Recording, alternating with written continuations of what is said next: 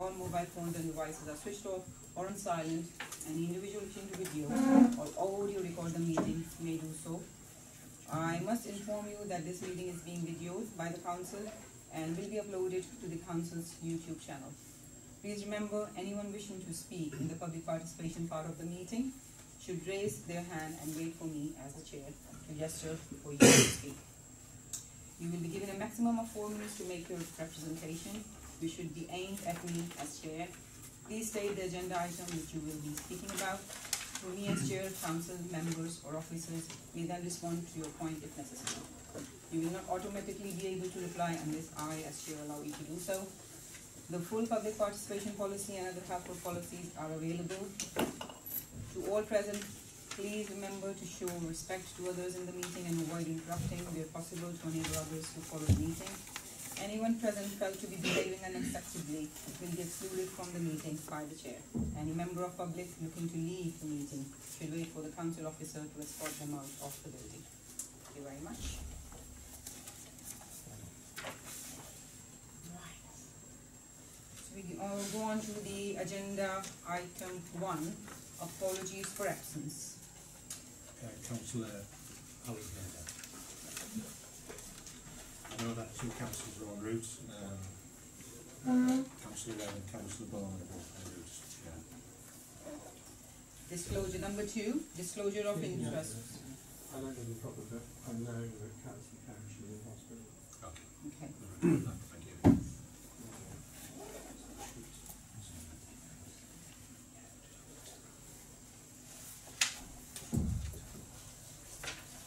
We move to agenda item number 2, disclosure of interest.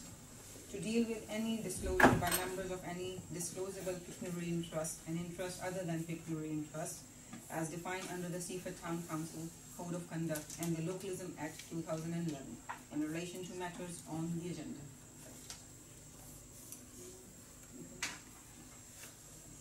We move on to agenda number 3, public participation.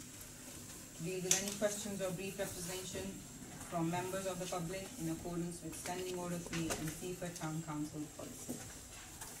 Yes, please.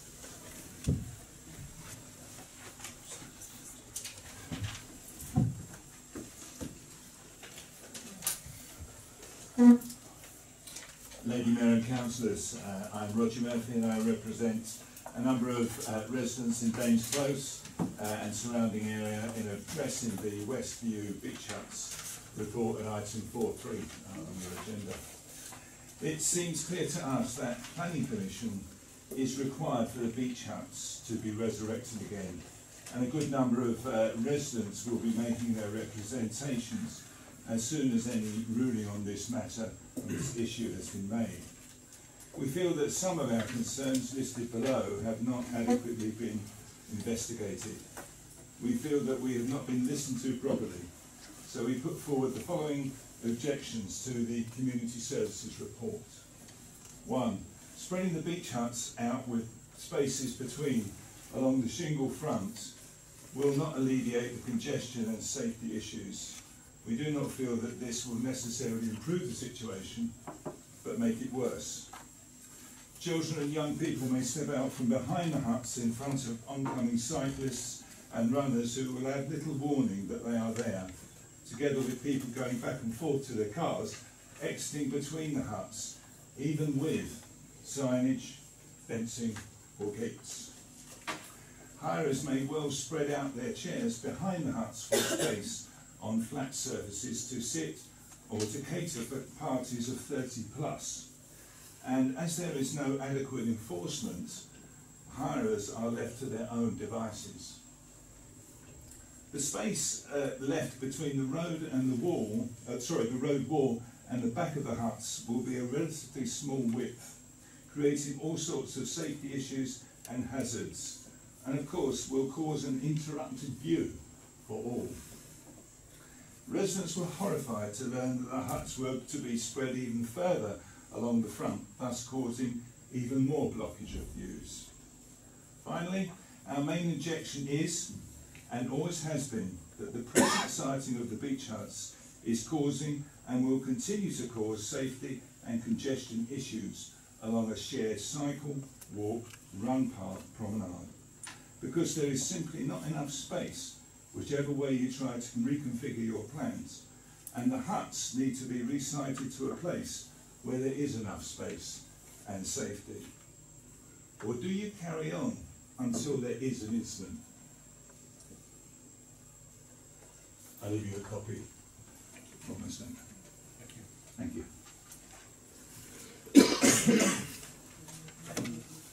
I think I'll say, Chair, is that was addressed at the Community Services meeting. We've dealt with them as a decision made. It's not on the agenda tonight, so for your information. But similar representations were made there for decision on whether the site was taken by the committee, which was made that decision. Would you like to add something, sir? Sorry. Would you like to add something? Thank you, Madam Mayor. Only just to say that James is correct. We did bring it up at Community Services. We brought it from the account to Community Services to discuss it. The committee felt that we could try them on the beach side. There were lots of discussion about it. I felt as a councillor that maybe they should be sited on the shingle rather than part of the promenade, but the committee wasn't happy with that. We also felt that with the openings between them all, maybe gating should be put there because of children running in and out. That was also discussed. Lots of could we site them elsewhere? The committee felt not. The thing is, though, regarding what this gentleman has said, planning permission may have to be sought, which is now being looked into. So that will be something for our office, our project officer Tony Jackson, and that's being dealt with at the moment. Okay, thank you.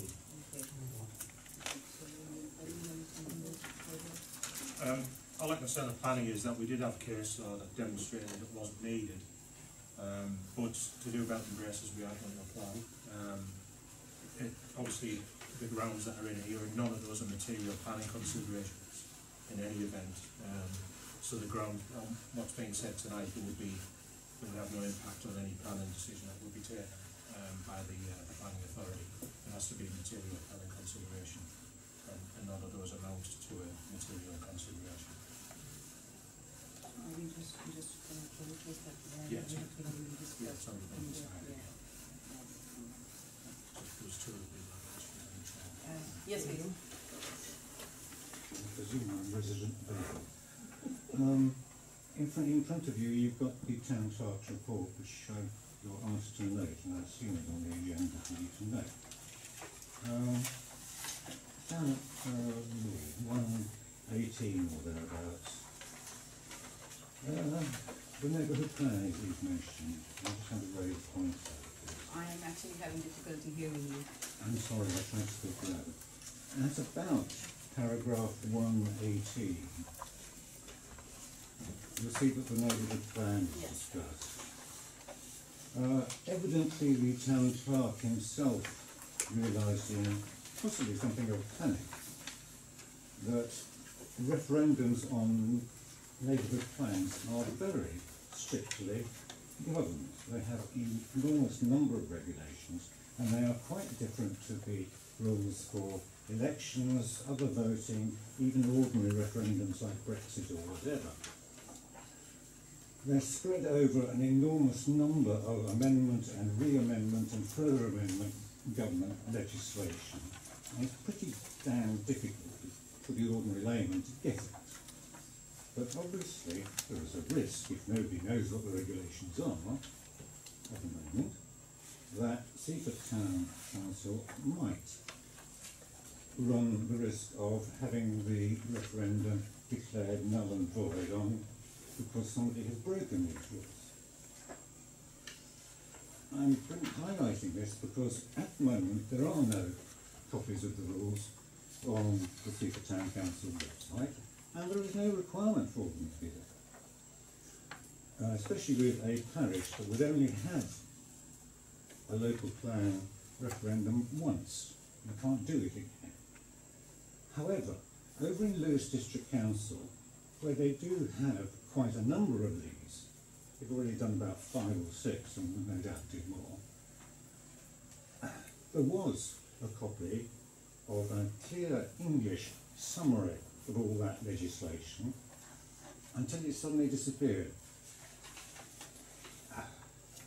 The staff in the district council are at the moment doing their darndest to make fools of not just me, that doesn't really matter, it happens too often anyway, but also their lead member for planning, in pretending that they don't have any copies of the rules, they don't know what the rules are, and so on.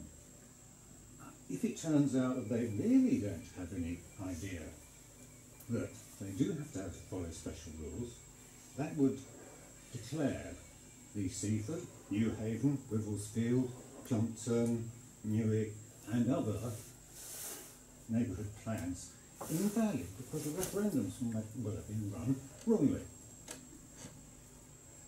Could the council, as a matter of urgency, try to extract from the wretched people in Lewis who seem to be determined not to help either the public or their own councillors at the moment, to damn well find out what the rules are, get them down in English. Other towns and boroughs and districts have done it. It's not impossible. And they should have had this before they actually started all the other referendums, which took place in 18, some time ago. They should have had this. All we want are the rules so that we know that everybody's following them. We already know that the town clerk made a mistake and had to readjust his report. So please could the council do that? I can certainly ask. I'm not aware of that document. I haven't seen it personally, so it may well exist. I don't know. I can't There's no comment. reason you should, because you're not actually running it. Yeah. I will ask, but what I will say is that the district council have been very helpful throughout the process since we started the process of the referendum. In terms of, I've spoken about what we can and can't do on a number of occasions, just to make sure that we are doing everything correctly. I think why won't they let the public know? Let him finish first, sorry. The biggest problem is that for us was that we asked for the referendum to be done as soon as possible and have it on the same day as the by-election, because that saves us money as a council. It also saves the district council money, so it saves the taxpayers money by default.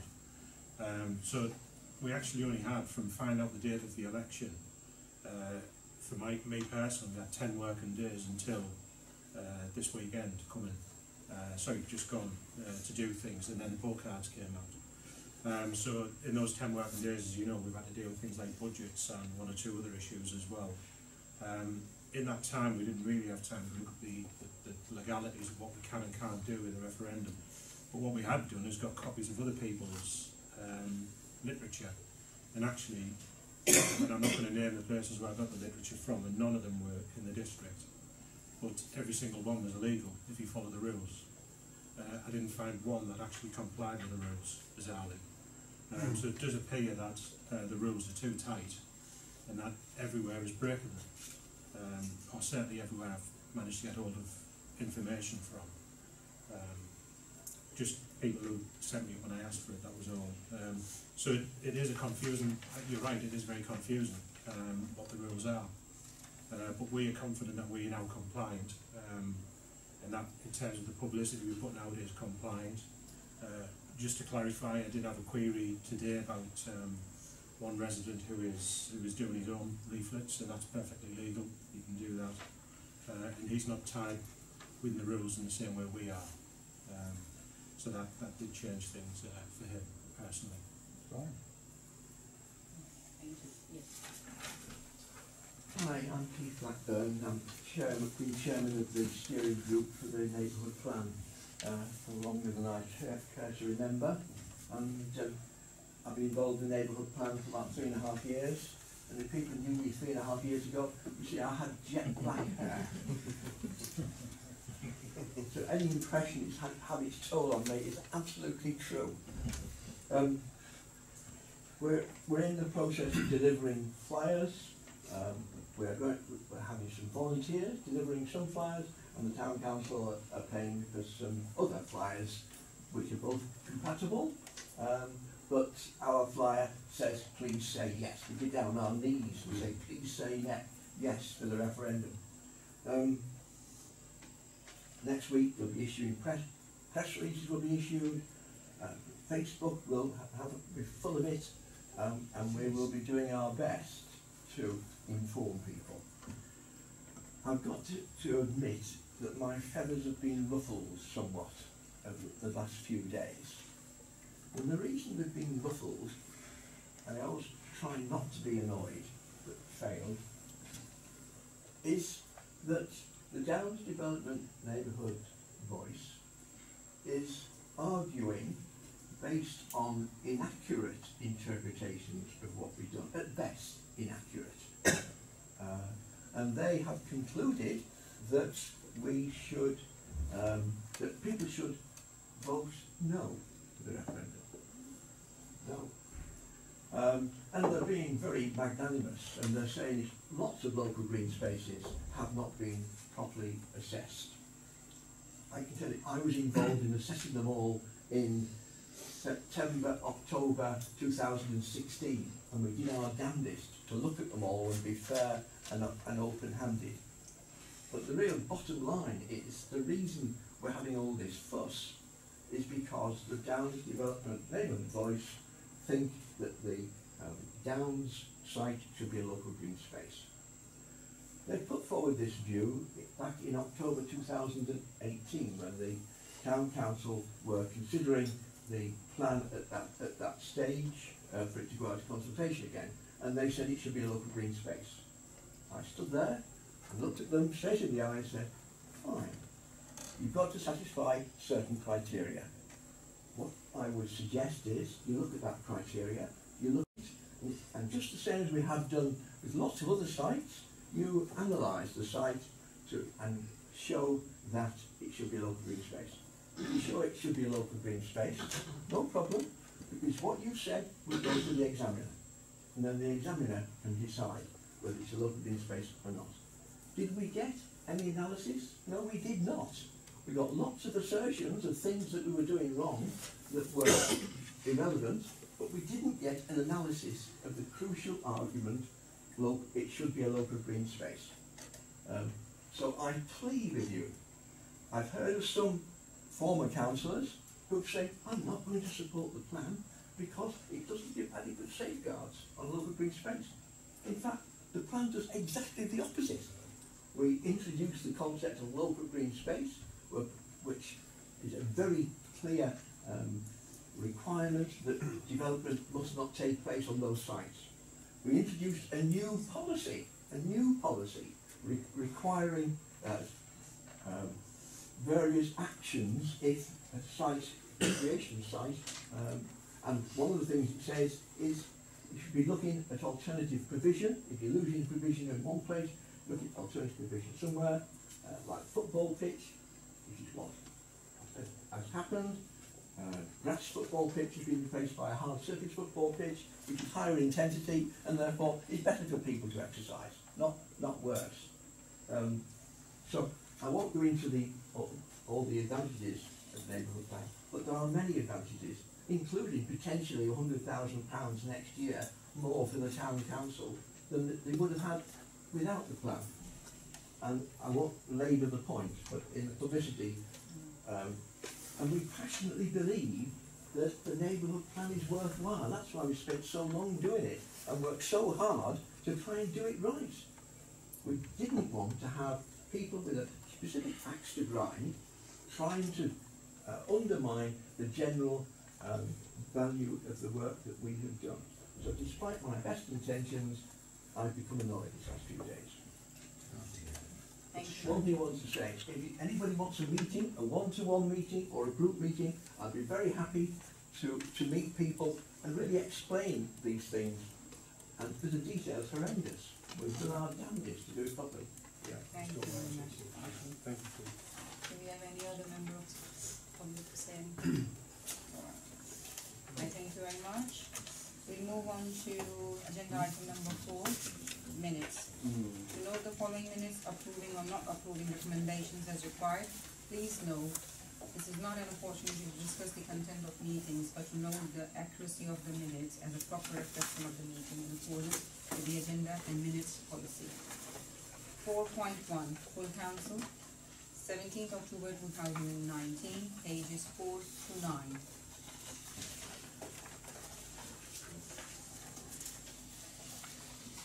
Is it alright? Yeah. Can we just note that? First to be taken in block, And second? Good idea. Yeah. And we have Yeah, so that's what it said. Do you mean all of them? all of them together? Yeah. Is everybody okay with all of they've them? already been read through. Yeah? and And you second all of them? Thank you. Thanks. We'll just do that. So, also, Right. Can we just have the vote for the favors of the proposal at this point? Two votes. Yeah, that's the numbers. Thank you very much. That's approved. We move to agenda item number 5, select update reports. A, Mayor's update report. To note report 129/19, presenting the Mayor's update report and details of engagements from October 2019 to date, pages 40 to 46.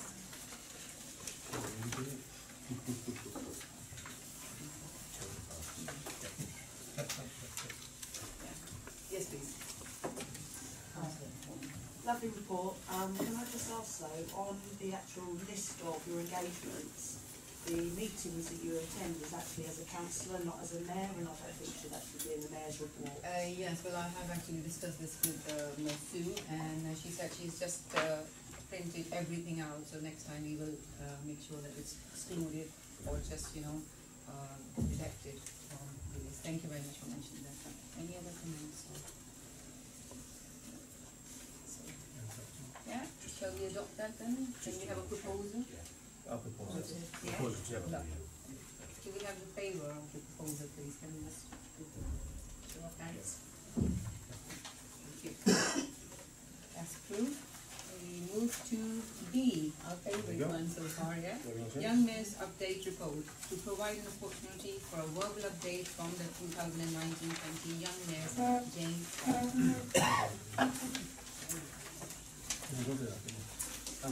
Hello everyone. I hope you all had a wonderful New Year and Christmas break. I am very pleased to announce a couple of things that have happened since the past meeting. Going back to December for Christmas Magic, Chanel and I had a stall in High Street and it was a great success. Our 2 tables of prizes disappeared within 2 hours of opening and the Golden Straw game went equally as well. And in total we raised £384 that day, which was amazing. Thank you. Last Friday, you may be aware that Chanel and I hosted a general knowledge quiz night at The View. We had 13 teams in total, combined with the proceeds from the raffle and auction for the day trip to Bruges for 2 people. We were able to raise an astonishing £700.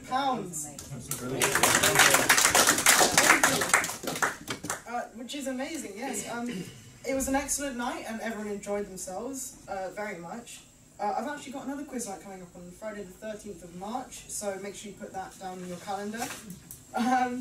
Yeah, I am very thankful to Madam Mayor for helping with the promotion, as well as Sue, Isabel and Tony for making the evening possible.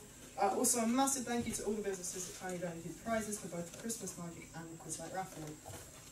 Also, after a long talk to the Student Head School and the Student Council, I am pleased to announce that it is looking very likely that we will have a non-school uniform day in the near future.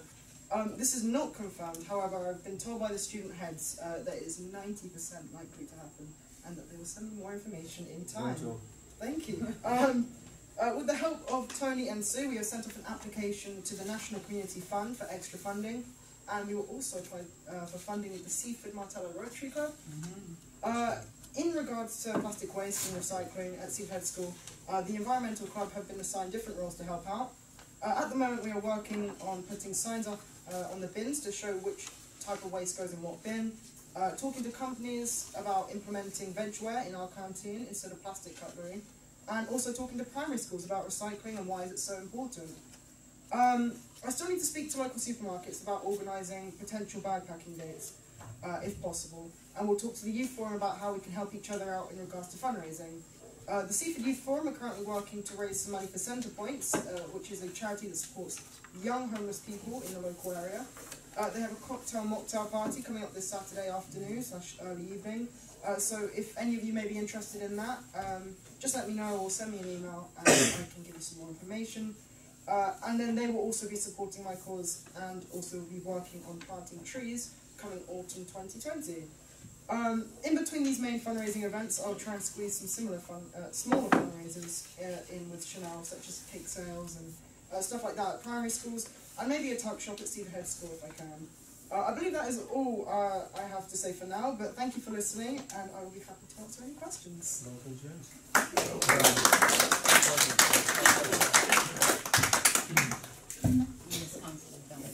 Well done, excellent. I did attend your quiz night after the review, and it was a really good fun evening. I'd at least answer some of the questions. Now, what I wanted to check with you, because I'm part of Refill Seaford and New Haven, which we set up a couple of years ago to obviously tackle the plastic waste with the single use of the water bottles, and how many we buy over the years, which we never used to. I was just wondering if the money, the fundraising you're doing for refill points, where you plan to place them? Because I know we've got 3 going onto the seafront. Have you got any other locations that you're putting them in? Yes, so currently we're mapping out, so we're taking suggestions from people based on foot traffic, where it doesn't have water fountains, etc. And we're mapping them out on a map and seeing what possible points we could put them in. So that's still consideration at the moment. So that still could change. And when you've done the map and you've looked at research, so to speak. Yeah. Okay, lovely. Thank you. very much. Thank you. Any other questions? So just the doctor's report. Can we have a proposal to the doctor's report?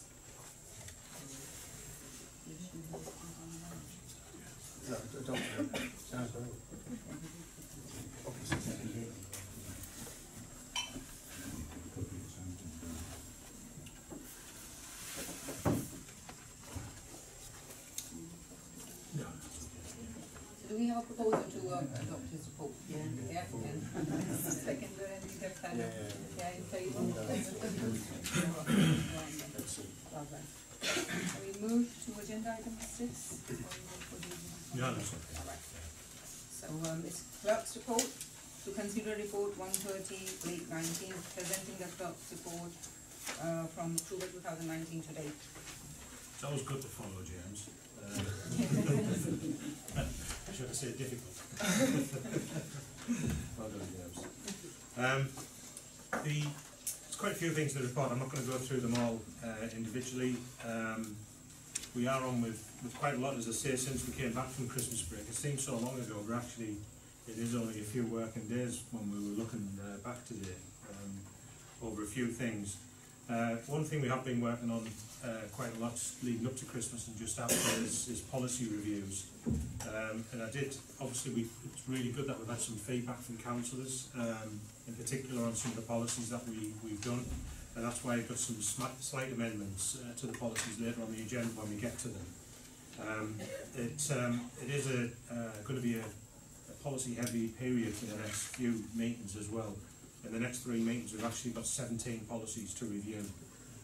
So what we don't want is deferrals tonight, because there's going to be an awful lot in the pipeline, and some big ones as well. Some obviously as a result of next week's meeting as well, looking at policy reviews that are recommended within the report there. So taking those into account, there's quite a lot going on. Neighbourhood plan, we've had some discussion on that already from the question from Bob Downing. Just to add really that it has been really challenging, the amount of feedback we've had, because the poll cards went out a lot earlier than we expected. We would have liked to have had the leaflets out at least at the same time, but for the reasons we talked about, that wasn't possible, because we had to check and make sure that we got them right. There's no point in getting 12,000 leaflets printed and then finding they're not legal. So we did have to jump over quite a few hurdles to get those right. So they will be starting to be delivered this weekend on Saturday morning. Starting at Bishopstone, I understand, and working their way across the town. We also got some good news as well, because one of the things we've been concerned about was the SIL money from Newlands. And last weekend, as you do on a weekend, I was reading some planning law, and I did notice in that it appeared that there was an potential that we would be entitled to 25% of the SIL for Newlands rather than the 15% that we would ordinarily get. And when I've been and checked, that is the case. So if the neighbourhood plan is approved on the 6th of February, it's a successful referendum. It will be adopted by the District Council on the 24th of February, by which time the Section 106 agreement has to be in place for Newlands for us not to get 25%. As things stand at the moment, that is highly unlikely that it will be completed by that date, which would mean that there'd be approximately an extra £100,000 coming to the town from SIL to use on local projects. So that was a welcome bonus when we found that out. Other things that we've been involved in, leases, almost got them all finished now. It seems to be taking forever. I've got a meeting with the football club hopefully next week to sort theirs out. Rugby club is almost done, and that will be the last two for certainly a number of years, which is good news. The View and the golf course, we talked about them in the agenda later, but was going through the figures, just looking at how we perform in there. At the moment, the gross profit of the two venues together is £86,000. The net position is a loss of 18.5 because of the payment of the loan, which is 105,000. As you all know, we're in the middle of our rates challenge, which we're fairly sure will be successful with looking at the law. That will reduce the running costs by £27,773 a year, which would mean that the venue, all things being equal, even taking into account the repayment of the loan, would be running a profit of £9,079. So the team up there doing a great job. You know, to be achieving a profit before the loan's repaid of 86,000 is very impressive. Other things that we've been involved with, projects team, Tony's team are doing a fantastic job. We've got so many projects ongoing at the moment. A lot of you have heard about the tennis courts, which we should be having in place later this year. They've been successful in getting quite a number of grants for those. There's also on this agenda the salts improvement plan, which we're looking at. There's the barn business plan, which is ongoing. The water points, which we talked about earlier, which James is obviously helping with some, but there's some others going in as well that we've got funding for from SIL. We've also got the Martello toilets going ahead this year, and things like the Bonningstead beach huts, which are doing yearly rentals on 5 of those. We did have a visit today to look at buying one as well, so they're doing a really good job there. Things are going very well. Happy to answer any questions and anything else on the report or anything else at all councillors wish to ask. Any questions in there? Councillor Knight. Yes, Madam Mayor. Item 1.8, have we filled both those positions now that are empty? Yeah, thank you. Yeah, I'm pleased, I should have mentioned that actually. I'm pleased to say the RFO position has been filled by Karen Singleton, that some of you will know. She was here before on a contract, and she's going to return it to join us on the 3rd of February, which is excellent news. She's a very well experienced and qualified accountant. She'll be working for us 2 days a week, and Matt leading the finance team and taking over as RFO. The marketing officer post has been filled as well by Hurley. She's due to start on the same date, the 3rd of February, and she comes with a lot of experience. Well, for a young person, quite a bit of experience in marketing. She did a marketing at East Sussex County Council. So again, we're looking forward to bringing her on board on the same date on the 3rd of February. Councillor Dunn. Well, this refers to item 111. It's good to know that the officers have had their targets, so the appraisals, the targets set, and sourcing that from the 31st of March going into next year. I just want to comment on, or ask a question, when is the town clerk's appraisal set? Because clearly, if he's to have training from the 31st of March, then there needs to be an appraisal target set. So the question is, what date, given that it's postponed? But that's underway, I think. It will be soon done. Sorry, what date was the question? I don't think a date has been set. it's obviously it's for the way that my appraisal works, just for those who don't know, is that the chair of personnel and the mayor carry out my appraisal with support from an external HR officer who will be hired from the East Sussex County Council. The original appraisal was cancelled in September, October time. So we're now looking at it's for the mayor and chair of personnel to reorganise that. I think we can say for the council it will be a good thing for that to be done soon. Yes, thank you. Yes, thank you, Madam Mayor. Yeah, 1.2, I've never heard of a subject access request. I've done, as I always do, have a good old nosy into it, and it is about personal information that we hold on our residents or members of the public, over the fact of the freedom of information is public information. Do we get, it seems to have come about due to the new data protection, am I correct? And do we get a lot of these now? Because I've never seen them before on your reports. Freedom of information we seem to get a lot of. Yeah, it's the first one we've had. Oh, it is? Oh, okay. All right. Okay, thank you. Yeah. And the other question is, again, because I'm quite nosy, I do a lot of research and a lot of reading, I've always was always very fascinated with CIL, especially for the fact that Section 106 is to do with legislation, and obviously I wanted to balance the two out. I've again done some more research, because when I looked at CIL years and years ago, obviously things do change, amendments come in, and the government look and debate stuff. Could you correct me if I'm wrong, that CIL, there are exemptions to it, and that you can't get CIL on possibly affordable housing or social housing? My concern is that Dane Valley is listed as 100% under the Guinness Trust, which would obviously be possibly social housing because that's who they are.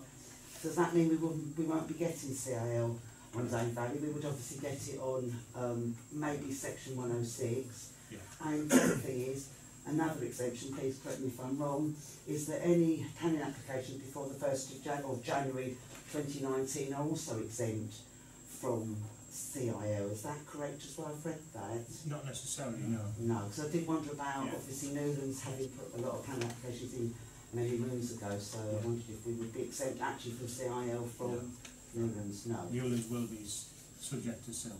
Even if they've given Section 106. Normally we don't push a developer for both. Normally we do either one or the other. No. Can we get both? No, you can't. No, it's not a case of normally. It's if a development causes by virtue of the development taking place, there is a need for infrastructure changes, or there's a loss of an amenity or something like that, then the developer can be, in addition to the CIL payment, which is a calculation, We'll do the Section there 106. can also be required. There's always a 106 for a development. Yes.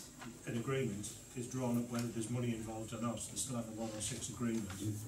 But there can be also required to pay CIL payments as well as 106 funds if there's some reason connected with the development that requires money. So in the case of the Newlands one, there's 106 money as well because they have to build a roundabout.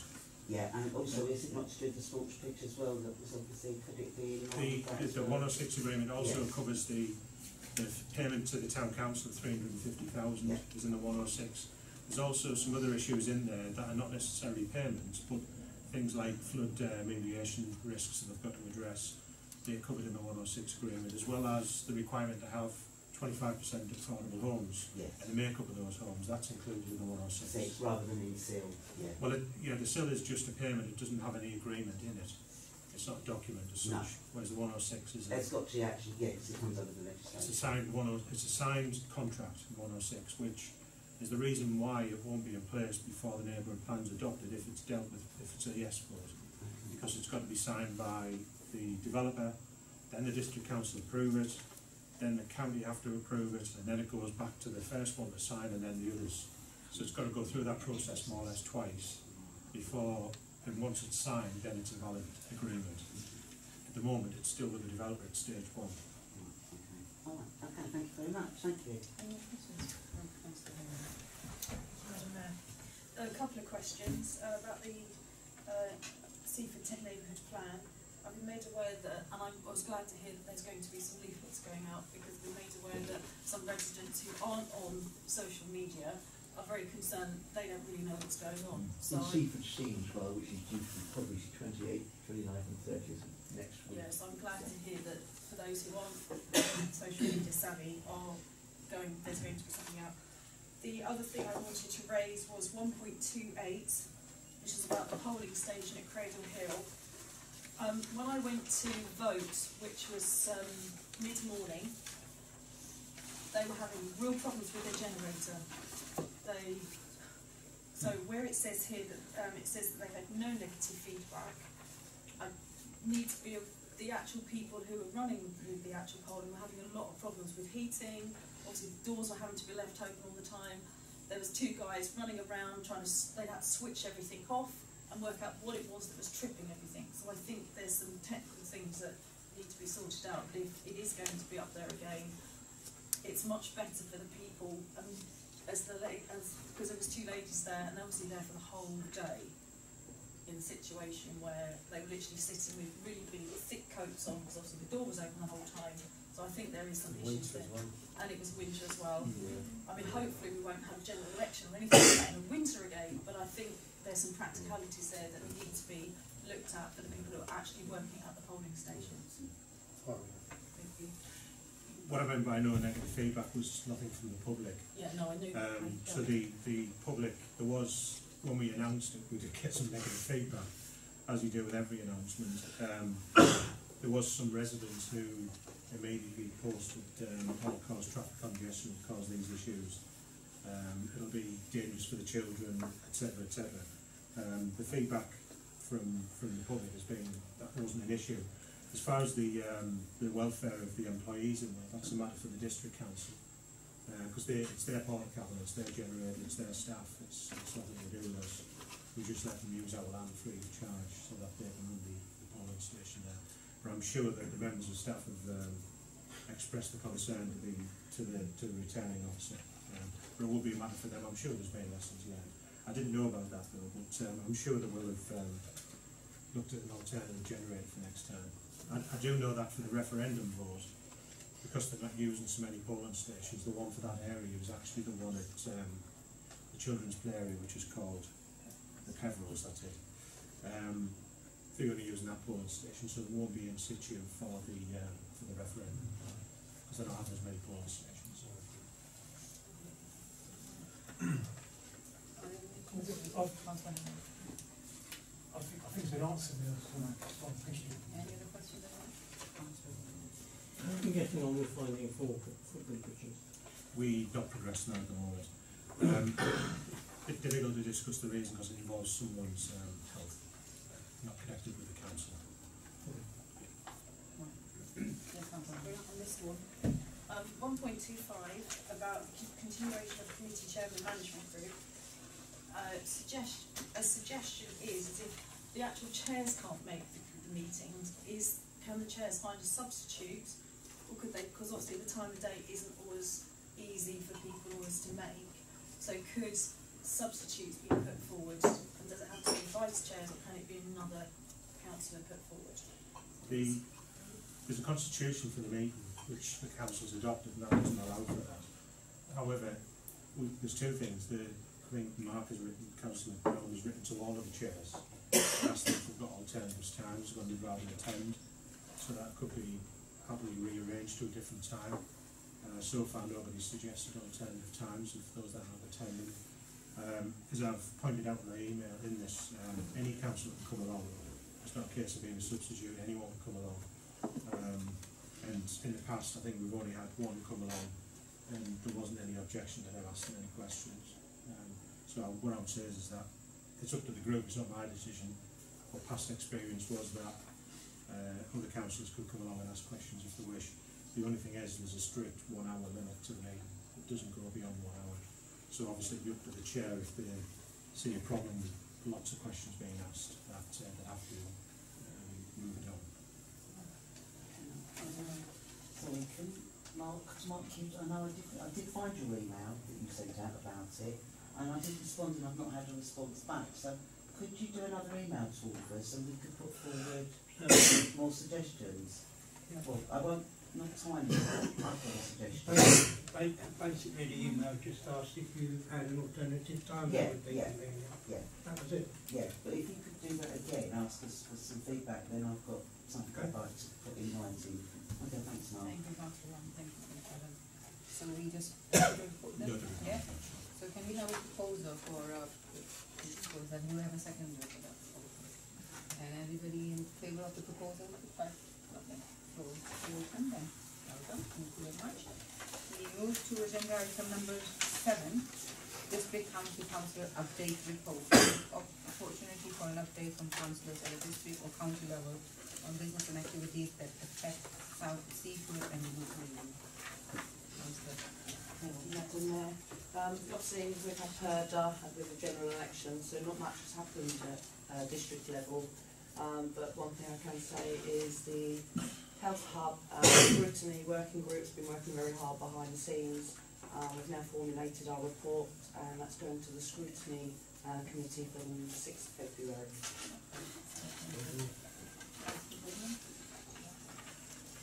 Much the same, the county introduced PERDA. A couple of things for we're now showing the Chief Executive with West Sussex County Council, and the Foreign Authority recently chose to amalgamate the call centre with West Sussex and Surrey. So they're the two biggies in the area. But hopefully, we'll have some more updates. Is it East Sussex and West Sussex? It's West Sussex. It's the three, isn't it? Now going with three. Is it? Okay. Excellent. Any questions, anyone? Thank you very much. We move to agenda item 8, Final Budget Report 2021, Band 7 of PSEC. To consider report 126/19, presenting the final draft budget for 2021 and the recommended PSEC amount, pages 47 to 70. Chair, obviously we've had significant discussions about the budget for the forthcoming year. Yes. I don't propose to spend too long discussing the contents of the report or the detailed budget attached. What I would say is that recommendation number 5 actually needs to change. I think it's a little bit ambiguous where it says there, because it says we approve the transfer of 54,947 into the earmarked reserves. We know that's not going to be achieved by the contents of the attached budget. What it should be is that we approve, that the council approves the transfer of the balance at the end of the financial year to the general fund. Actually, that may well be right. I think it's the earmarked reserve, isn't it? So I think that, sorry, that might be right actually, sorry. May have got that wrong. I think I have actually, so that's okay. Yeah, ignore that. Sorry about that. So any balance that does go would go into the general fund, so that's fine. The other issues are that we're looking at next year. The main growth items are within the projects and facilities, which we've talked about before, and in particular relate to funds for Martello toilets potentially, depending on the grant application we've got pending. Also funds for the Saltsea development plan, the tennis courts. All of those are the growth items that are in the budget. As we know, we've had a few matters that have actually affected us adversely that weren't in our control. One was the mistake with the precept last year from District Council, which is really means that we're going up by 1.2% just to stand still. The tax base has gone down again for the second year in a row, which is a surprise, which again forces the council tax level up by that going down. That means basically there's less people paying, so therefore the amount each person pays goes up. So there's a couple of factors like that have affected us adversely that we've not really been in control of, as well as growth items such as pensions, which again were increased by the Pensions Commission by more than inflation, which we can't argue with, and one or two other pieces such as the minimum wage as well as had an impact, which is again above inflation increases for those staff. But again, I'm happy to answer any questions, but the recommendations are there in the report, Chair. So, do you have any questions before we go on the recommendations? question about the percentage increase. Could you remind me what that means per week, per typical household? It seems a large percentage, but in terms of how much per week are we asking for? We're asking for less than £1 a month, which by definition is less than 25 pence a week. Approximately, you're looking at about an increase in about 22 pence a week, I would say, approximately. I think that makes it rather more affordable than it is always I think one of the things we talked about previously is that a 3% rise for the county council, which is roughly 1,600 for a band D, is obviously a lot more than even a 30% rise here in real terms. So there, we'd be up into the tens before we've matched that in terms of how much impact it makes on what people pay out of the pocket. Whereas from here it's a much smaller amount. The percentage sounds alarming, I agree, but the reality is it is 20 odd pence per week extra. Thank you. Councillor Brown? Yes, Madam Mayor, I know we've already discussed this, but did we get an answer from Lewis District why the council tax plan's gone down by 48? Not at this moment in time, which I really expect. Yes, we are pursuing it. That makes a considerable difference to income from the It does, and one thing, we actually, when we present our 5-year budget, we predict the growth because there's more housing in the town every year. Albeit not in masses, but there is more. So it not only didn't we achieve that growth, which obviously we were expecting about an extra 100, we've gone down over. So when you put that difference into effect, where we should have been and where we actually are, it's more like 2 or 3% difference, which we've lost, just by the tax base being reduced, which we're in no control of whatsoever. But it is an issue. I've spoken to senior officers about the district, and there is ongoing discussion. I just wanted to say that I had, with regards to the projects that you were talking about, I was wondering if it's possible for going forward this next financial year, if when it comes to projects, what I noticed was talking to a lot of the councillors here, there's actually a really wealth of expertise in lots of different areas. And where the projects are, and you have a certain amount that's dedicated to the project, but we don't have a sort of breakdown of what individual parts that makes up for consultancy fees. So that if we can have a sort of skills asset register created for councillors, because one of the things we're talking about was tree planting at the Salts, and Councillor Reid and I were talking about that, and obviously he's a tree warden connected with the tree wardens, and there's a budget there for that, and things that we might be looking at and bringing people to consultate over, but actually we have the skills on the council, instead of sort of saying we've got 20,000 for this project, like have a breakdown and see where our skills can sort of dovetail into those to save money on those projects. Great idea. I'd just speak to that as well, to say yes, there are clearly skills within the councillors' team that could be accessed without needing to charge consultancy fees. But also using the tree wardens as an example, they are a resource for more than simply digging holes and pruning bushes. They have a lot of knowledge that would be useful, but we would otherwise buy from a consultant.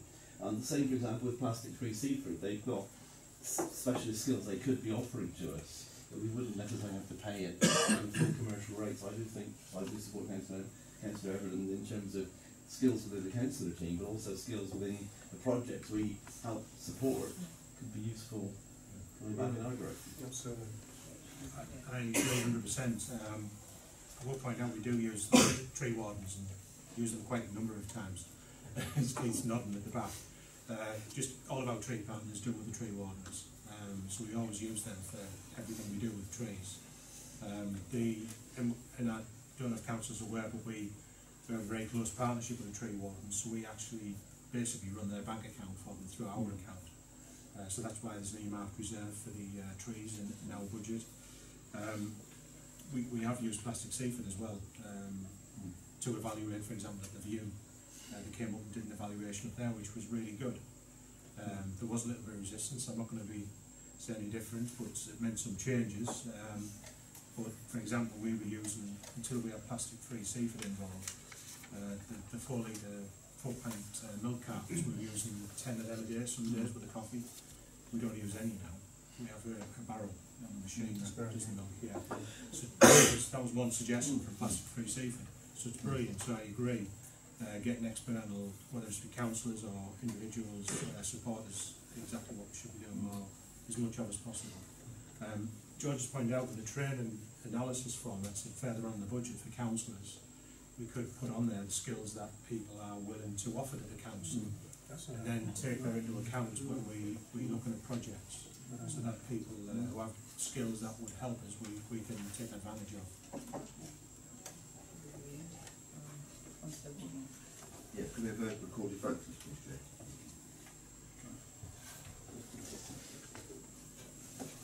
Yeah, thank you, Madam Mayor. I've slightly struggled with this budget because I felt it's quite a big leap that I've seen over the years, you know, from 9% last year, 8%, well, you know, to what we're doing now. What I wanted to check with is that if this is approved for next year's budget, and we didn't want, because what my concern is we're setting a precedent that from this basis, 14% plus, that next year you're going to go, well, it's got to be 20, and then 25, and then 30, because you're setting the precedent under this figure. What do councillors or even, can James answer the fact is, would we have to go this high next year? I mean, could it not be even, could it be brought back down? I mean, would it look ridiculous to go down rather than keep going up? I mean, it just it bothers me that this figure is our precedent for future budgets. Thank you. The answer is that in the 5-year budget within the papers, we've worked on the basis that future budgets would be 3.99% roughly going forward for the next 4 years. When we did the working group work, we looked at the chart which shows you the extra amount of cash that you have at the end of a 5-year period. If you do a big rise at the beginning, 14.2, and then gradual rises along, the extra amount that we had available over the 5-year period was several £100,000. Whereas if you just did a gradual rise like that, we would be several £100,000 worse off in terms of how much money the council's got over that period of time. So it's compound interest basically. So once you do the big rise, the 14.4, and then continue, you're at a higher level with your low increases than you would have been with the big rise. So each year, you're actually getting 14.4% more, plus 3. Obviously inflation eats into that each year as well, but even so, on the projections we put there, unless there's a significant reason otherwise, then at the end of the 5-year periods, the general fund would be in the £500,000 mark, you know, beyond, which then the council can think about where we're going to spend that rather than just sitting on it all. There would be money available. As we've heard tonight as well, with the neighbourhood plan potentially over that 5-year period, because Belware want to build and finish their site in 3 years, £250,000 in still alone from Belware would come to the town council. An extra 100,000 if the plan's in place, plus the 150 the council would already get. So there's funds coming down the road. That has to be spent on capital, of course. Yeah, capital, yeah. But there's plenty of capital projects in the business plan. Okay, thank you. Councillor Hyman, did you want to Yeah, just quickly, Madam Mayor. I think these big significant developments, which I don't know if Councillor Moore might talk about, I'm not going to preempt him, but he may be saying. Obviously, the significant ones like the salts and the Southfield Barn. I mean, there you really do need expertise, don't you, to do those sort of surveys. And could you just elaborate a little bit more about possible future funding? Just a little bit clear. Does it have to be those particular people who do the funding, or you can't have got resources to do it here? The funding, what do you mean funding? For if coastal communities, for example. Yeah. I mean, does it have to be them, or do they apply to it, or can you do it? No, the reason for doing which we're going to talk about next, the reason for doing for example, the SOLTS plan in a particular format, which includes, so you need landscape architects, specialists, all of those type of people to put that forward, is once you have that document in place, that can be used for funding bids to any parties. And one is the Coastal Communities Fund. We have applied to that Coastal Communities Fund in the past, but we're competing against organisations like Brighton and Hove Council, who have their own team of architects and their own team of landscape architects. And they put together a bid, which obviously is a lot more detailed and professional than what we can do within here. So the need for professional architects, landscape architects, to draw up that is why we need to involve someone like this what's it called, Sussex East or wherever they are. We need them to come and do that for us, because otherwise the bids are not going to get out the starting blocks. You're wasting time doing the bid applications. The bid applications, the Coastal Communities Fund was about a week's work just to do the application.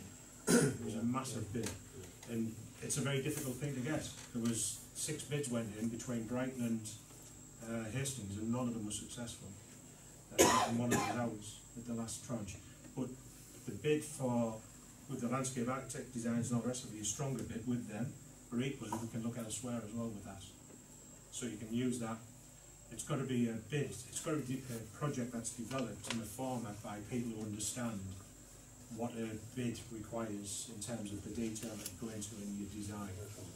And then once we get that design done properly and everything, we can use that to submit to the coastal communities, to the lottery, whoever it may be. So the answer is that, yeah, it's a lot of work, but 20 grand for that particular project will pay for itself several times over, if successful. So thank you for that. I think it's made it much more clear. So All right. Amendment. I feel that our budgets are just drifting up, and I think there are bright ideas and useful plans, and that's great. But I think we ought also to have periodic reviews involving councils to look for savings. So we seem to have drifted towards a kind of slight overinflation is the norm, just as council done. So and I think we ought to have some conscious effort so that councillors in particular can be confident when talking to residents that we are taking every step to retain, keep costs down, and to devote surplus costs to things which will benefit residents. So I hope council and the officers can take that into consideration. I think we're all very conscious of keeping costs down in the office, but in terms of most of the office are residents as well, after all. One thing I would say is that we've got to be careful. Officers are doing operational duties and councillors are doing strategy, and not the two hands get too overlapped, because that inevitably leads to issues. Councillors were always welcome their input to if they've got ideas on where we can save money, and there has been a lot come forward over the years. If anyone can bring those forward, absolutely. That's the purpose of the Finance and General Purposes Committee, which we have every quarter. If that's the avenue to do it, to bring up issues. And if the F&GP want to set up a working party so councillors can sit together and come up with ideas, again, that's something that's open to the committee to do. But that would be the vehicle for any analysis by councillors. Thank you. Any more questions? Any members on recommendations? Thanks, Madam Chairman. Councillor Latham was here this evening. Yeah. So, we've got money potentially coming in the pipeline from Newlands, okay, and I think we've got to take that into account, and we've got to look at reducing this amount. Okay, I know people go, oh, it's only 22 a week, that's all bandy, okay, and then you go up the ladder, it costs more, and everyone's worse off, okay, but it's not just the council tax that people are worse off by. Every year, energy costs go up, people's living costs go up, food, everything goes up, and that, okay, and it does have an effect, and we're a part of that effect, okay, and I think that we need to look at reducing this. I'm sure Alan, if he'd been here this evening, has been scrutinising a lot harder than most of us, okay, and I dearly miss him, yeah, because he was a great councillor and that, but we need to look at reducing this, and I'll just, not the greatest mathematician, but what would the effect of £100,000 be on the precept? What would the deduction be, please? You are looking at in the region of 13% reduction, but it's where you would take the 100,000 out of the budget is the difficult point at this stage. Yeah, but I'm not saying take the whole thing, so we halve that amount for a lower amount, knowing that we have got that money coming. That is pretty concrete, and we will get that money. Right, Right, sorry, you're looking at, sorry, I say you're looking at Newlands. The only downside is that the Newlands money will not start to come on stream in the next financial year. We'll get nothing in the next financial year. It'll probably only start to come on stream the following year. Depends when they start on site and what the 106 agreement says. As I say, the 106 agreement is still being negotiated at the moment. We've asked that the money towards the football academy is at the front of the agreement, so the probability is the sill will be further down the tranche. I don't know how far until I see the draft agreement. The thing is, and people rightly, residents rightly say, we pay more, we get less. Yeah? East Sussex, a classic example, £365 million to get the roads repaired in the whole of East Sussex. Okay? Well, that is a significant number. Imagine how much increase that is. It's huge, yeah, and it's not possible. Okay, but we here we look to focus at looking projects and things like that. Now, if we place it by 6 months or a year, okay, so be it. Okay, but we should be responsible as councillors to keep the costs affordable for the residents of the town, providing the best service. Okay, and I think we need to look at reducing this amount. Okay, so I would look at reducing, say, 50,000. That would be work out percentage for me, please, and I'll propose that we go on for that, or the benefit of the residents of the thing. It might be helpful to say that the SIL money also can only be spent on capital. Correct. So there is there's a revenue budget for paying for keeping things clean and running toilets and so on, which has to come out of a different zone than the SIL money. So they're kind of two accounts that the officers have to juggle. Yeah. The point is residents don't see that. Okay, we can show. Get the windfall. A question to you about what Councillor Board is proposing. Is it that we take £50,000 off the precept? I think so. And if it is, I think we ought to know who's going to get dismissed and what we're not going to do to achieve that. I think we shouldn't take money out of the budget unless we identify where the cuts are.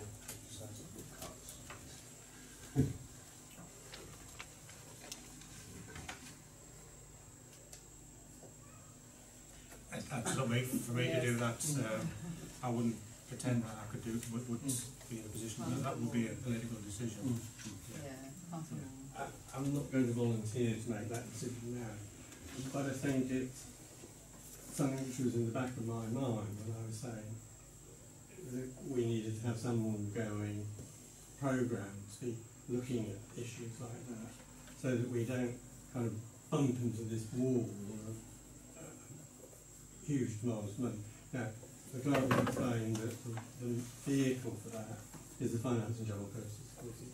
So I think that we, as members, need to take that on board to be more active on finance and general purposes with a view to moving forward.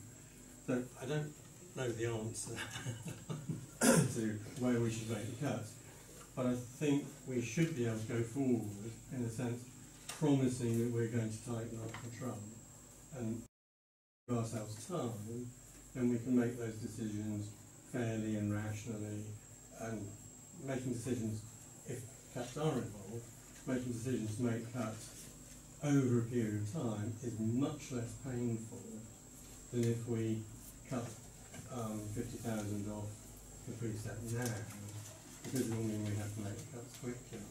I have to confess, we could put the salts development back without having to sack anyone, and we might be able to do some things with more councillor input and less external consultants.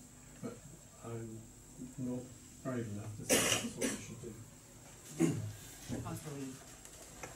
I'd like to refer to an email dated the 19th of December from the Town Clerk to all councillors, and a budget discussion on the 9th of January with a request that councillors give feedback by the 6th of January to have agenda papers ready for tonight. Yes.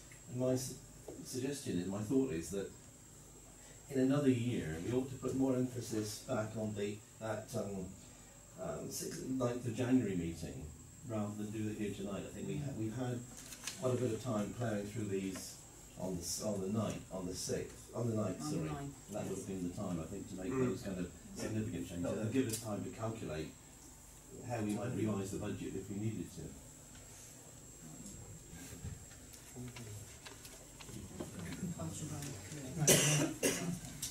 I think we've got to look back a bit historically about the way that the council's performed in the past. When the council was originally reconvened in 1999, they had one town clerk and a couple of staff and a small office. The requirement on the budget then was relatively small. Since that time, 20 years have gone by now, and we didn't celebrate the 20th anniversary last year, which I think we should have done, but that's a byproduct. Since that time, the council has grown enormously. We've gone up from a budget preset to my knowledge of 680,000 now to 2.2 million. Also, the amount of responsibility that was taken back from Lewis District Council in the last 8 years has grown considerably. They keep giving us back bits and pieces. We keep accepting them, all right, they give us a little bit of money to kind of pour a bit of oil on the water. But I think the council never really had the serenity to say, look, we've got to get some money in, we've got to do it in one hit, and then we can level it out after that. I quite agree that we shouldn't keep putting up the budget by an enormous amount, but we've failed to do that in the last 20 years. Now's an opportunity to address that and to get sufficient money into the town council to enable us to meet all the plans that we've got, which is specified in this document. Right, so shall we move on the recommendation to approve it? Yeah. Propose that we accept the budget as it's written here. Yes, so we do 1 to 6 all together? Do you want to do all 6 together? Do we do 1 and 6, or all 1 to 6 together? Do we get the proposal, everybody agree to that? I'll second it. Yeah? Lovely. So can I we think have that's the... to a Point of order, I did not ask for a recorded vote, ma'am. Yes, please, Mumma. Yes. Okay, so what's been proposed and seconded is the recommendations 1 to 6 on the report. So I'm now going to ask you if you're in favour of that, accepting the recommendations or not. So it's alphabetical order.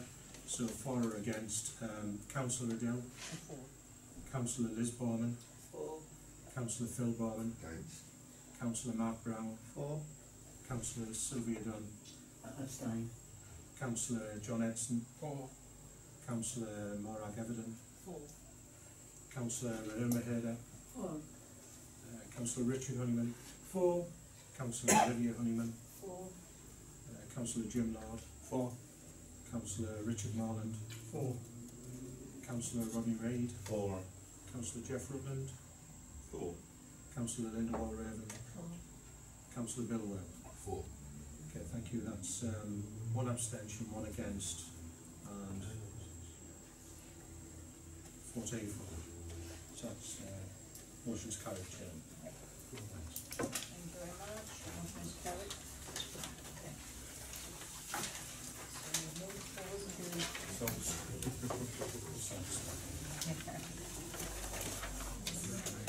agenda item 9.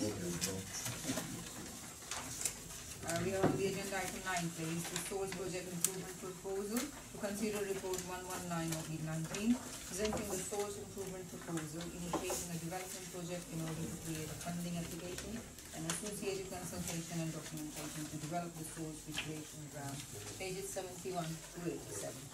This Chair, this is obviously a project report from Emily Piper, who's 2 days a week, and a lot of her work over the last few months has been taken up developing the SOLVS project, together with the tennis courts, getting the tenders out, and the designs etc. for that particular project. As I said earlier in answer to Councillor Honeyman's question in the last item, the idea is that the design will be carried out in consultation with a group, a company who are specialised in this, Groundwork South. They can then produce a final report which complies with the requirements of grant-giving bodies, and they're obviously very experienced at doing that successfully, so they know where to, basically which buttons to press. So hopefully their project analysis afterwards will enable us to secure more funding to further improve the SOLVS, which is obviously the town's main part. details are on there, Chair, so it's a matter for councillors. I'm happy to answer any questions councillors may have.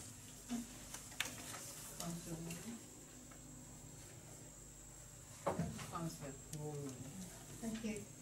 All I was going to say is that I propose that we accept this recommendation, and I'd like to thank Emily for her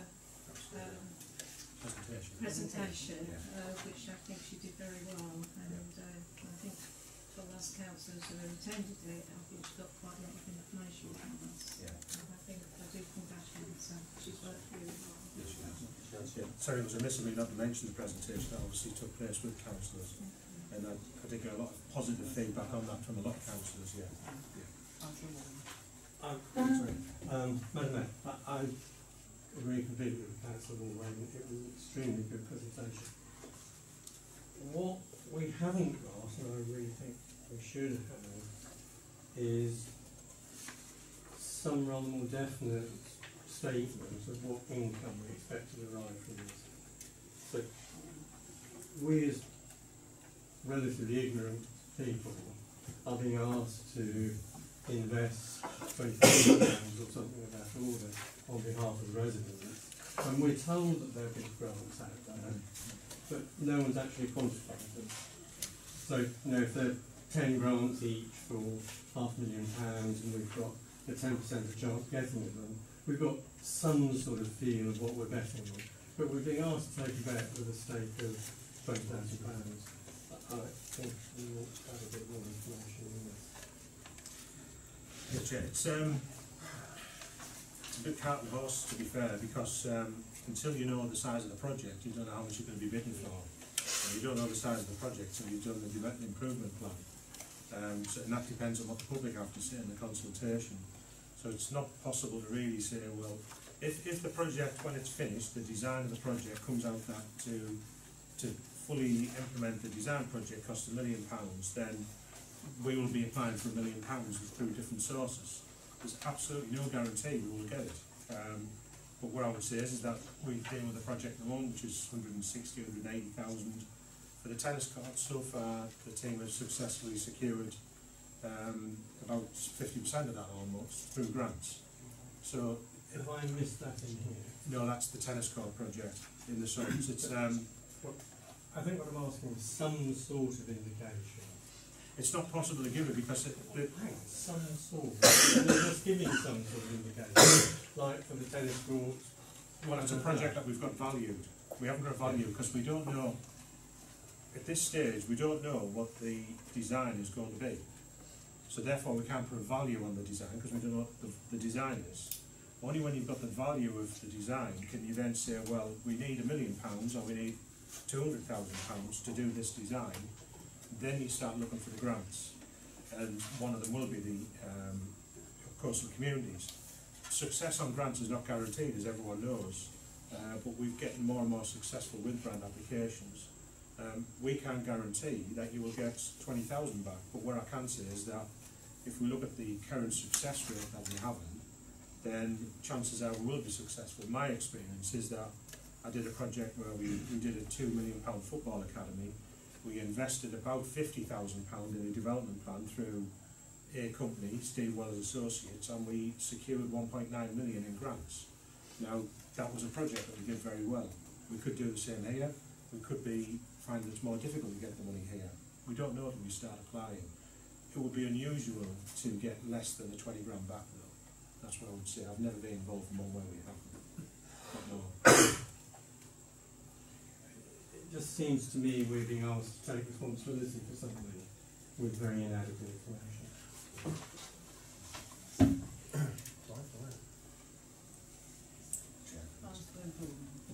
Yeah, thank you. I wasn't able to make it to the sites development meeting, so this question might have been answered then. But obviously, it seems like there's a lot of concentration on what the officers had in the survey. Obviously, residents have put additional comments in. Are we actually taking any of those on board and adding them into the plans? Yeah, so when Groundworks South do their consultation, they'll take on board all the information we've gathered so far, and part of their consultation will be a face-to-face exercise in the SONS. So yes, is the answer. I Thank you, Madam Mayor. Just, again, I wasn't at the presentation, unfortunately. Does it include the cafe area? Does that exclude? It does include all that landscaping. That's overdue, as we know, isn't it, anyway? So that's great. Thank you. Can I just, yes, thank you, Madam Mayor. Can I check under the financial appraisals, Jane, these figures, they're not estimates, are they actual? Yeah, this won't change. There is a quote. So they are actuals, yes. I mean, I can understand with these consultants that they can be being put in grant applications and everything else, which obviously will save us a lot of time and everything. My concern is that Lewes District ran a massive consultation about 6-7 years ago on our seafront, and we never saw any results of it. You know, they spent all this money, and they did a beautiful consultation, fantastic job on addressing areas of our seafront that they felt could have, you know, investment and everything else, and it just went nowhere. I do worry when I see that we bring in consultants and it costs us a lot of money, and then what do? There's a lovely looking report and then it sits in some file somewhere. Can we guarantee that we will put this into practice? Well, absolutely. You know, Emily's dedicated sort of a lot of the work over the last few months to this to get where we are. Right. Certainly, it's a strategic objective for the council, so it won't be something that just sits on a shelf. It's got to be something we use to secure external funding. Okay. That's the whole objective. But in a way that the public are asking us to, you know, for the design that they're coming up with, whatever that may be. Okay, thank you. It's only a very quick one to Town Park. If we are unsuccessful this week, are we able to resubmit our application at a later date, or is it just one-off? So with the coastal communities funding, they have different tranches, and you're able to resubmit as many times as you want, but obviously you don't want to resubmit the same thing. So you get feedback. I know one bit that did go in, I was talking to somebody at Eastbourne, a bit further on the coast, I think it was at Hastings, was unsuccessful the first time round, but then when they redesigned it, it was successful. Yeah. So it was the outputs weren't quite what coastal communities were looking for.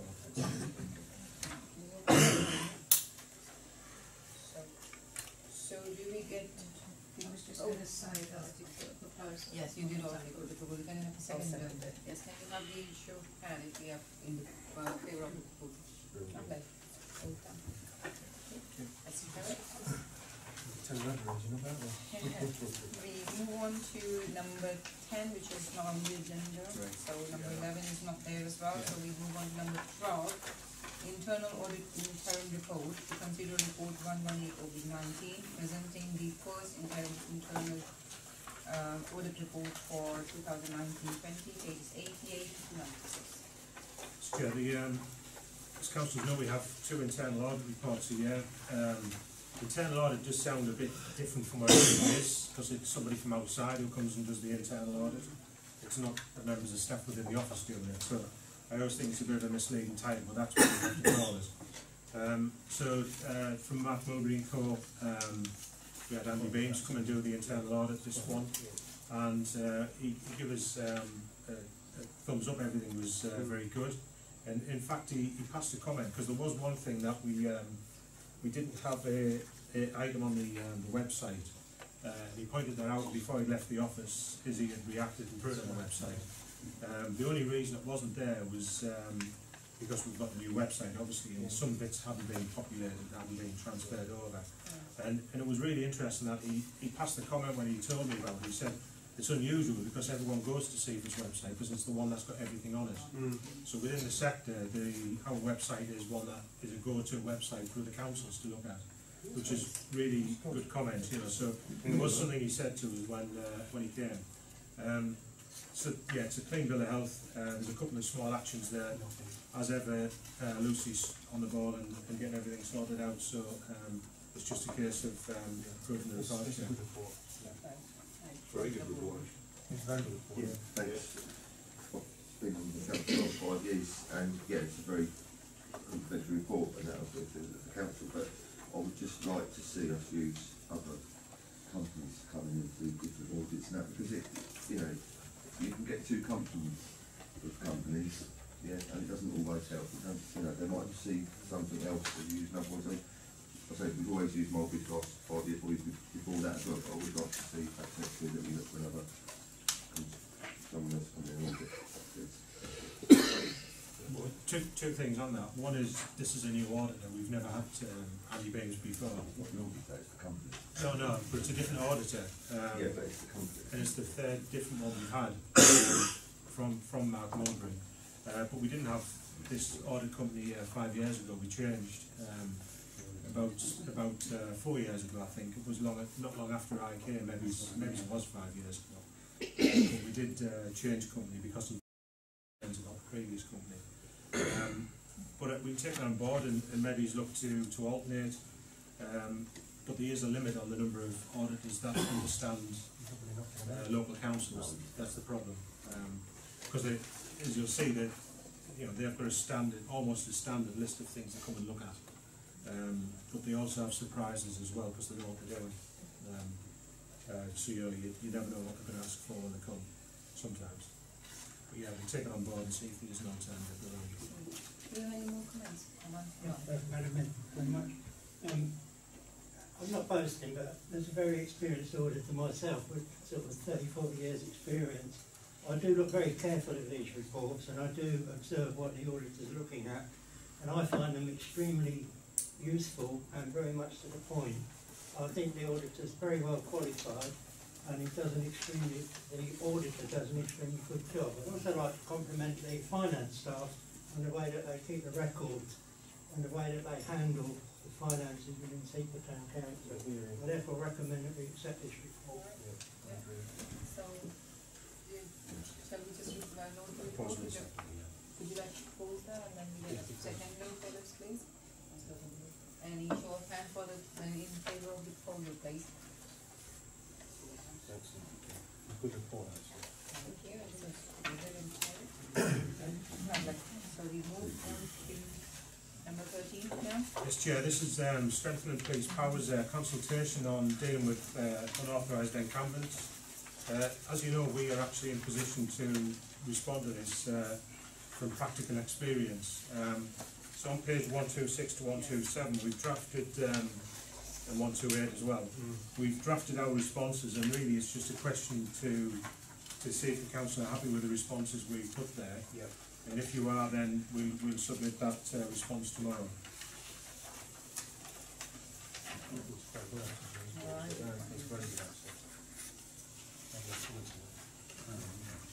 Right, Councillor. Yeah, thank you. And some of the questions have actually got, can you explain your answer? And obviously you've got no explanations in there, so I'm not sure that we can actually agree without your explanation there first. Well, I'm happy to answer any questions anyone's got on any of them. We didn't put explanations in at the time, simply because we were just suggesting what we would go for on the answers. I don't know if you really put an explanation. I'm sure it'll be just statistical when they get the answers on what they do. But I'm happy to explain any of the questions if anyone wants any background on our answers.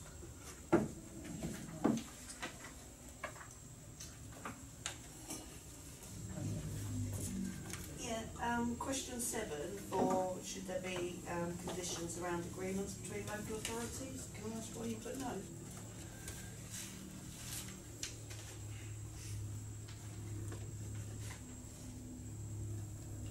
Yeah, because as we've just seen with Wealdon Council recently, in terms of cooperating on the local plan, they've been held over the coals by the inspector for not cooperating with Eastbourne, Lewis and Mid-Sussex councils. Sorry, I forgot to put an employee in here. Do you mean go out, James? Yeah. It's quite true, actually. Yeah, so their report from the inspector is damning. Yeah. And if you're in a position where they can't move you on, if your neighbouring authority is not willing to cooperate, then you would not be able to move them on due to any fault that's not your own. It's actually the fault of the neighbouring authority who's refusing to play ball. And that does happen, I'm afraid. As Wealdon have demonstrated on the development of everyone's local plan over the last 3 years, they've basically not cooperated in any way whatsoever with any of the local authorities in the area. And the inspector has really taken the task over. So that was the reason. Yeah. It seems unfair that you would be punished because your neighbouring authority refuses to cooperate. Yeah, thank you, Madam Mayor. Yeah, the word encampment obviously conjures up a very large group of people coming to camp on our land. But under 1.5.3, the police should be able to take action regardless of the number of vehicles in the unauthorised encampment. I know now, I'm sure you said this before, James, that if there's less than 6 vehicles, we can't do anything with this, with the more powers. Yeah. How many then are we going, because then if we reduce the number of vehicles, it's not quite an encampment. You know, one person turns up in a vehicle. Is there any idea of what number they're thinking of reducing it to? Just to one. Just to one? Oh. Yeah. And we did have that 3 years ago. Right. We had some travellers who actually were literally camping. They brought a tent. Yeah. And they were travellers, but they did camping, basically. Yeah. It was like 2 or 3 tents, wasn't there? Well, no, there was only one tent. Oh, just one yeah. tent. There was one family. Oh, sorry, then in the middle of it all, one other person turned up with his one-man tent, and he was there for one night, and then he went. But there was a family tent there for several days on the field next to the pumping station at Martello, and there was absolutely nothing anyone could do about it. So with this, we would be able to. Even though this says vehicle, and they were in tents? Yeah, there's an issue there on the vehicle, because they look quite cute. They parked the vehicle up on the road, which we use for cooking and everything. Oh, right, okay. Yeah, so they were quite cute. We did watch them, so we knew what they were doing, but we couldn't do anything about it anyway. I mean, I do sort of support more powers in some respect, because over the 10 years I've lived here, I've seen some horrendous sights. I know that the kiosk, the Martello kiosk, a couple of years ago had to close. They couldn't enter the pumping station, so they took over the seafront. He had to close because his staff were being threatened. That's not good, because, you know, these people are trying to earn a living. So. But I don't want it to obviously affect homeless people to that, you know, one vehicle is a bit different to an encampment, so that's why I wanted to question that. Thank you. Hello, following on from Councillor Daly, there has been concern about this consultation being done, that this could actually affect people who are homeless and put people in quite, I mean, I passed somebody this morning in a vehicle and I'm thinking, I don't know if they parked there up overnight or what's, because they got the door, it looked like they got pyjamas on while I was driving past. But this does concern me about how this could affect people who are in more vulnerable positions and who've got nowhere to go other than in their cars or a caravan. So I know it's causing a lot, there's been an article in The Guardian about it, there's been a lot of rumblings, apparently a lot of, there's been some pieces I was reading about it, some Freedom of Information Acts things we've found. Not all the police forces have been that happy about what's going on with this. That the issue is often there isn't an encampment that people can be moved on to, could be hundreds of miles away. So I'm going to opt to abstain on this because I'm concerned there's other repercussions, and I totally understand there's been lots of issues in seafood. And as I represent, seafood represents, then this is just there are people who are in awkward situations. Yeah, it's not one vehicle. Page 104 of the executive summary states that it will be 2 or more vehicles. It won't be just like one individual with a homeless. Yeah, thanks for that. Sometimes you get 2 people who are One thing I would say, and this not so relevant perhaps with this, is that every single group that are being involved in evicting have actually been on holiday. The travellers that have fixed homes, and every single group I've dealt with, some of them had, the last lot that came, had residence parking permits for South London. They all lived in South London and they were actually on the holidays in motorhomes, travelling along the south coast. They were travellers, but they had fixed abodes.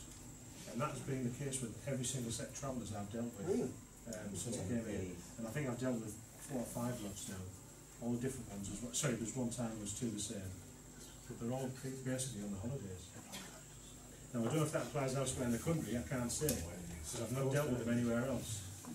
But I've only dealt with ones here that have been on holiday. They were actually quite amenable. They made me a cup of tea when I went down.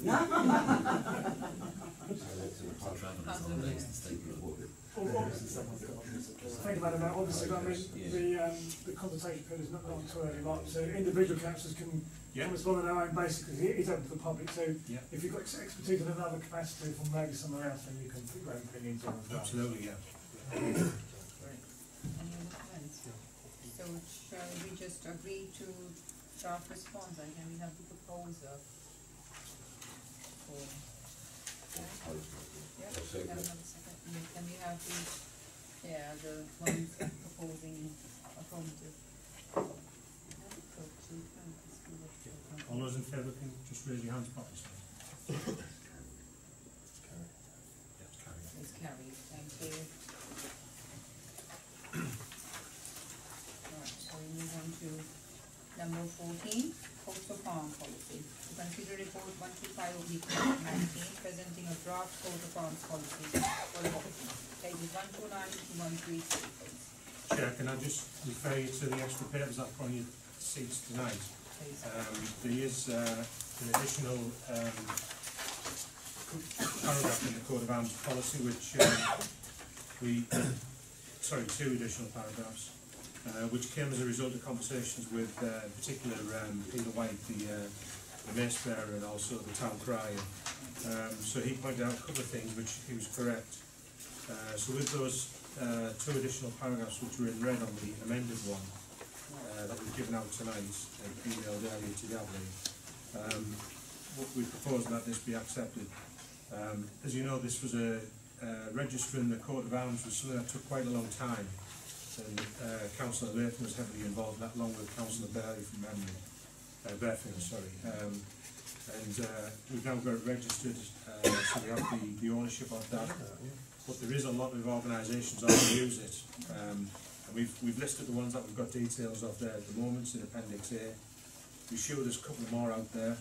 So what we're saying is in the policy that we can add those ones to prove that they've got permission, or we know they've got permission.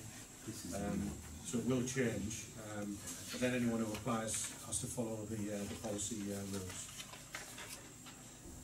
Right. Councillor Rubin. Yeah, I think it was actually right to Councillor Layton to say thanks to former Councillor Layton. And I'm more than happy to vote for it. Can we have a second vote for this?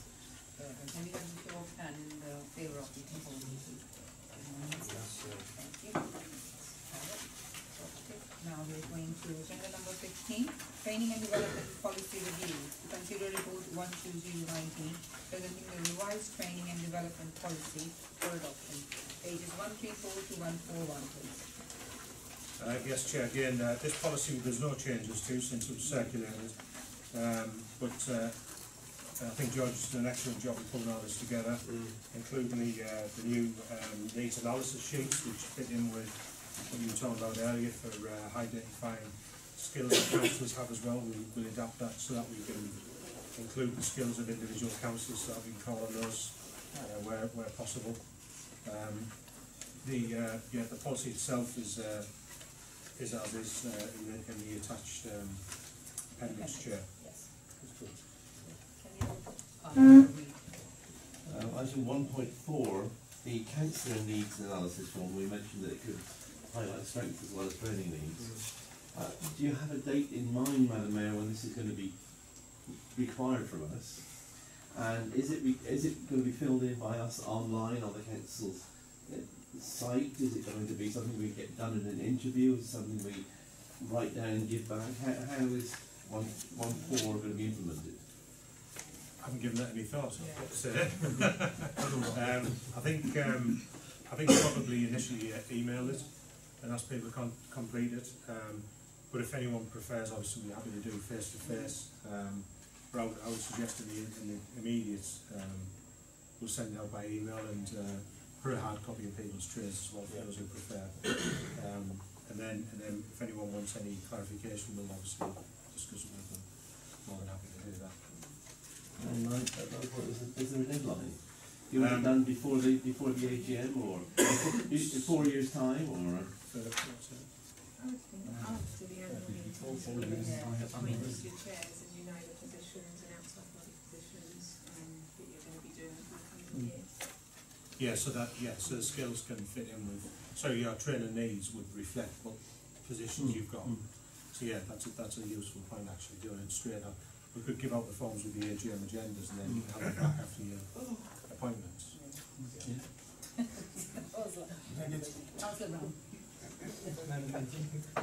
think this policy would have to apply at any time because often training opportunities come up from Salk and Nalcom and people like that, which we wouldn't know about at the time, perhaps at the beginning of the year, so it ought to apply at any time during the year.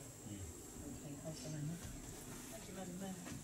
Just on page 137, it says about recouping costs. So the written agreement made with the employee leaves the council within a set period of time during. Yeah. Is this sort of a set an amount? Because it doesn't give a defined amount. So I think if it's just for, you know, a very basic course, so they expect you to pay it back within a certain time, or if it's they're paying for a degree, there's no difference in what it actually is. It depends really, kind of assess. I don't know if it needed tightening up a bit. What we do is we assess it at the time when the approval is given there for the training. If it's just attending a day course, you know, which staff do a lot, then that wouldn't be recouped. I can give an example because when I did my HR degree, there was I had to pay, if I left within the first year of getting that, I had to pay back the full amount. After 2 years, it went down by a third. After a year, it went down by a third and a third and a third until it was zero. So it reduced by a third each year for 3 years. And that's fairly standard in local government. So if you're doing a higher level qualification, that would be the case. What we're finding now though is even we've got such good discounts with, for example, the training for the greenkeepers are doing level 4s and level 3 NVQs, and we're only paying about £150 for them, which is less than you pay for some day courses. So we're not requiring them to repay those because they're so small. I just didn't know if that could actually be explained then. Yeah, well, it is on an as and when basis, really, isn't it? We could put something in when it's just add a little extra word in that where it's a personal qualification. We'll assess the viability of recovering the costs. Just a bit more clarification. Presumably people are told when they get approval to sign it. So it actually becomes part of their personal contract. Yeah, well, quasi. It's a separate agreement between us and them. So they have to sign to say that I understand if I leave within the next period of time I will have to pay back. Yeah. And it's set out in a contract in effect. Yes. Yeah. So with this little amendment of wording you happy to just clarify that if council are happy to approve it on that basis. Right? So can we have a proposal for that? Seconded? Yeah. And we have the hands in favour of this proposal. It's carried then.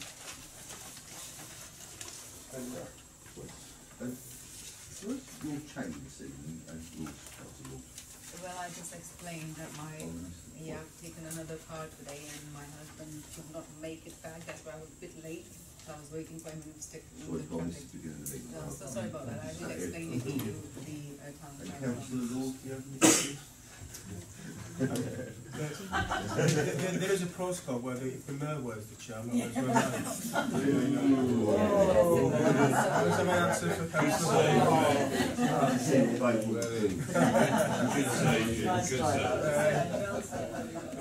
Stick it on your feet.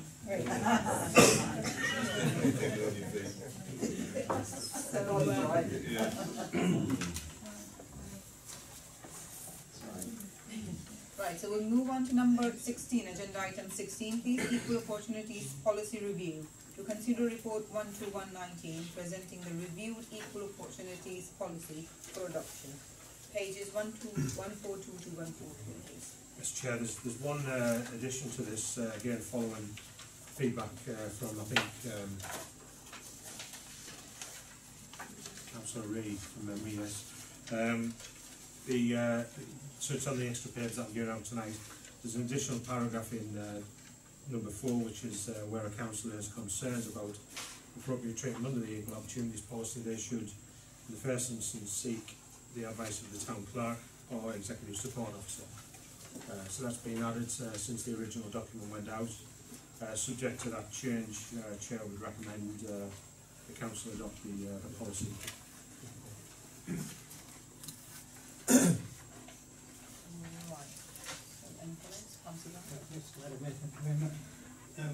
If we tie this in with the official complaints procedure about a councillor going back to the voting office, what they call it, the person.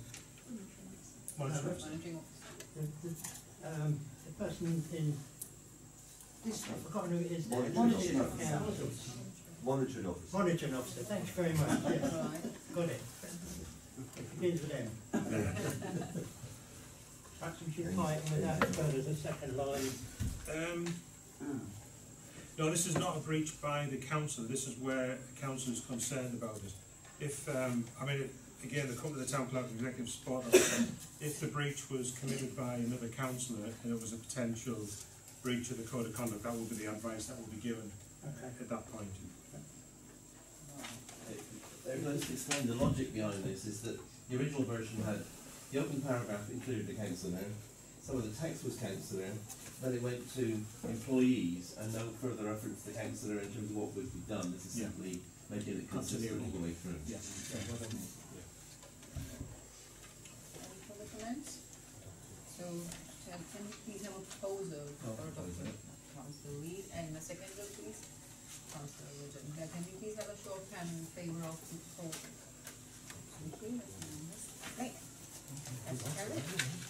Right, we move on to agenda item number 17, parental leave policy review. To consider report 12219, presenting the revised parental leave policy for adoption, pages 144 to 145, please.